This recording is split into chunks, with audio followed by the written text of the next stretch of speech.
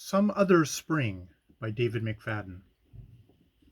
A deer in the woods, a sudden move would startle you, and you remembered all the words to all the songs. You just returned from a motor tour through the United States alone, talking to people in truck stops, emergency wards, and nursing homes. You were trying to work up the nerve to visit your husband in the Florida Keys.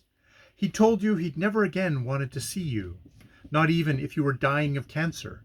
He said the years he spent with you were somnambulistic, and now he'd awakened.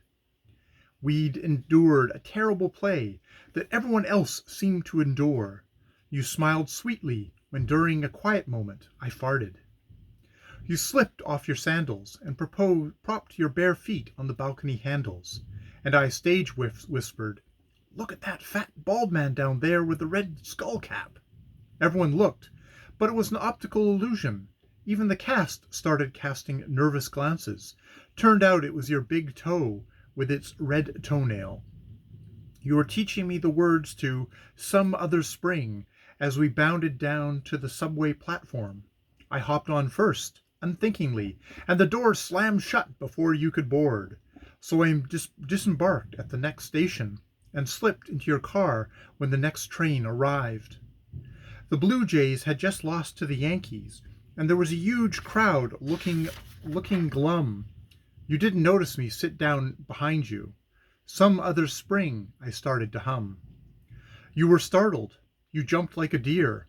You said you thought it was an asynchronous trifle, like a deer being shot, seeing the hunter's red skull cap as he aims his rifle, seeing the flash, the incredible pain as you're blasted off your bloody feet, as if the cap, the rifle, and the explosion had nothing to do with the pain and the falling, as if the pregnancy had nothing to do with the sex. Your new plan called for you to evict your new lover and get back with your husband, because your new lover was spending far too much time grieving over his abandoned wife. Intolerable situation. I, of course, sympathized. But each of these four are old friends of mine, and if I were the center of four wheels, each revolving at different speeds. You had me tell you the sad story of the strange birth and death of my mother, and each of the advertising cards in our car bore the same scene, a mailboat steaming along on the Irish Sea. You said even silence needs a conductor, and the conductor stuck his long nose out of his little telephone booth. That is Some Other Spring by David McFadden.